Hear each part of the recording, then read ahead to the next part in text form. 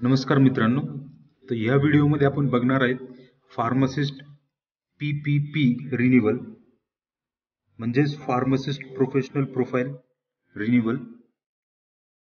तर व्हिडिओला लाईक करा आणि चॅनलला सबस्क्राईब करा.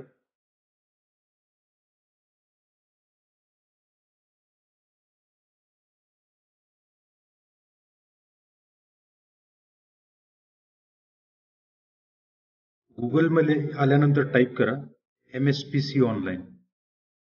तर पहिलं जे पोर्टल दिसतंय MSPC ऑनलाईन पोर्टल, त्यावरती क्लिक करा. तर ओपन केल्यानंतर हे डॅशबोर्डचं पेज ओपन होईल.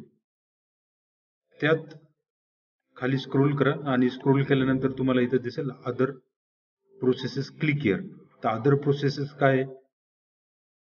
Renewal of registration certificate, new copy, duplicate copy, change in name, PPP renewal, new, loss of PPP, additional qualification, letter of good standing. तर त्याच्यावरती click करा. तर त्यावरती क्लिक केल्यानंतर तुम्हाला तुमचा रजिस्ट्रेशन नंबर विचारला जाईल. रजिस्ट्रेशन नंबर विचारल्यानंतर गेट इयर म्हणा आणि त्यानंतर खाली तुम्हाला डिटेल्स तुमचे एंटर करायचे.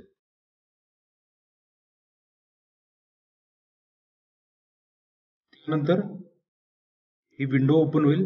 त्यामध्ये तुमचं फर्स्ट नेम, मिडल नेम आणि लास्ट नेम पुन्हा तेच कन्फर्म करून टाकायचे. त्यानंतर तुमचा आधार नंबर पुन्हा तो कन्फर्म करून टाकायचे. त्यानंतर date of birth, mobile number आणि ईमेल ॲड्रेस. तर ईमेल ॲड्रेस आणि मोबाईल नंबर देताना असंच द्या की जो चालू आहे, आणि कारण फर्दर कम्युनिकेशन म्हणजे जसं ID आणि पासवर्ड हे तुमच्या मोबाईल नंबर आणि ईमेल ID वरती येणार आहेत. त्यानंतर त्याला पुन्हा कन्फर्म करायचं. कॅप्चा इमेज जी इथं दिलेली आहे तर ती इथं एंटर करा आणि सबमिटचं बटन क्लिक करा. सबमिट केल्यानंतर तुमच्या मोबाईलवरती तुम्हाला OTP येणार आहे आणि OTP टाकल्यानंतर तुम्हाला पुढं ऍप्लिकेशन ID आणि पासवर्ड हे तुमच्या मोबाईलवरती येतील. तर त्यानंतर आपण पहिल्या डॅशबोर्डचे जे पेज आहेत त्यावरती पुन्हा रिटर्न होणार आहेत.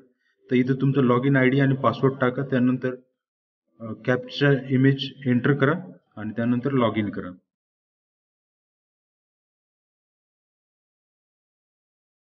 लॉग इन केल्यानंतर तुमची प्रोफाईल सगळ्यात पहिल्यांदा ओपन होणार आहे.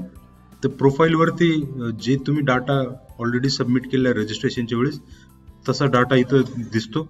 तर तुम्हाला काही चेंजेस करायचे असेल किंवा काही अपडेट्स करायचे असेल ॲड्रेस डिटेलमध्ये, कारण जे ॲड्रेस तुम्ही इथं टाकणार आहेत लोकल ॲड्रेस, तर त्यावरतीच तुमचे पार्सल येणार आहे सर्टिफिकेटचे. आणि त्यानंतर सबमिटवरती क्लिक करा. त्यानंतर तुम्हाला इथं इमेज टाकायची आणि त्यानंतर तुमची साईन तर ही टाकायची, ते अपलोड करा. सबमिट केल्यानंतर ऍप्लिकेशन वरती क्लिक करा. त्या ऍप्लिकेशन वरती क्लिक केल्यानंतर सिलेक्ट, तर सिलेक्ट मधनं PP रिन्युअल साठी तुम्ही क्लिक करू शकता आणि त्यानंतर क्रिएट द ऍप्लिकेशन त्यावरती क्लिक करा.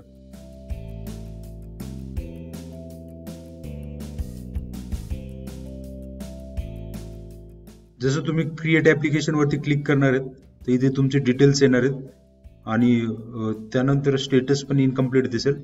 त्यानंतर व्ह्यू वर क्लिक करा. व्ह्यू वर क्लिक केल्यानंतर तर इथे तुम्हाला विचारलंय रजिस्ट्रेशन सर्टिफिकेट आणि त्यानंतर PPE card and statement of acceptance. तर तुम्हाला हे तिन्ही पण अपलोड करायचे.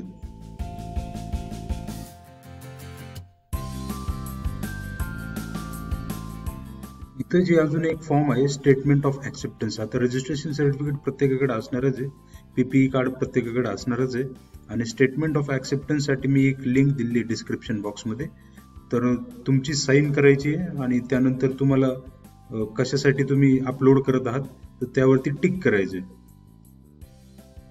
आणि तुमचं नाव टाकायचं आणि त्यानंतर ते स्कॅन करा आणि इथं अपलोड करा. त्यानंतर प्रोसीड टू पेमेंट. तर प्रोसीड टू पेमेंटला जा. पेमेंट करताना एक लक्षात ठेवा, जे तुमचं ट्रान्झॅक्शन ID आहे तो ट्रान्झॅक्शन ID तुम्हाला इथं टाकायचं आहे. आणि तुम्ही आता याच्यानंतर डायरेक्ट SBI साईटला डायरेक्ट होणार आहे ज्यावेळेस तुम्ही पेमेंट प्रोसीड फॉर पेमेंटला करतात.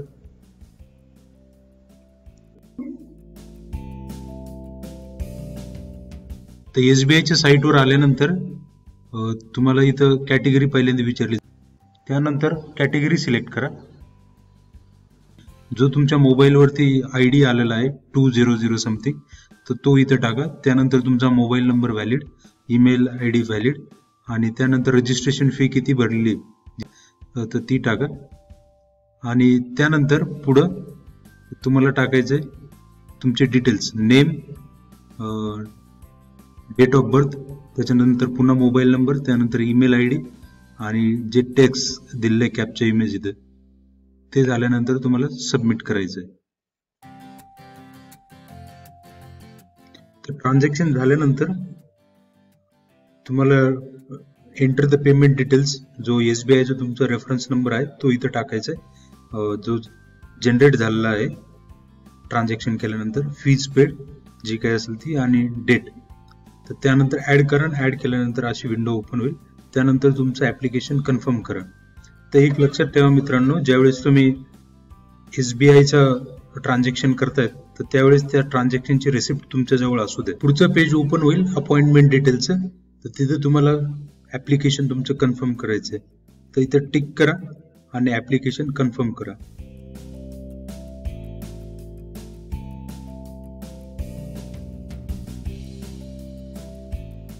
हे सगळं झाल्यानंतर स्टेटस तुम्हाला कंप्लीट दिसेल, आणि स्टेटस कंप्लीट झाल्यानंतर जे तुम्ही ॲड्रेस आता इथं टाकला होता तर त्या ॲड्रेसला तुमचं PPU रिन्युअल येऊन जाईल. आणि इन केस जर काही क्युरीज असतील तर MSPC तुम्हाला मुंबईला सुद्धा बोलू शकतात.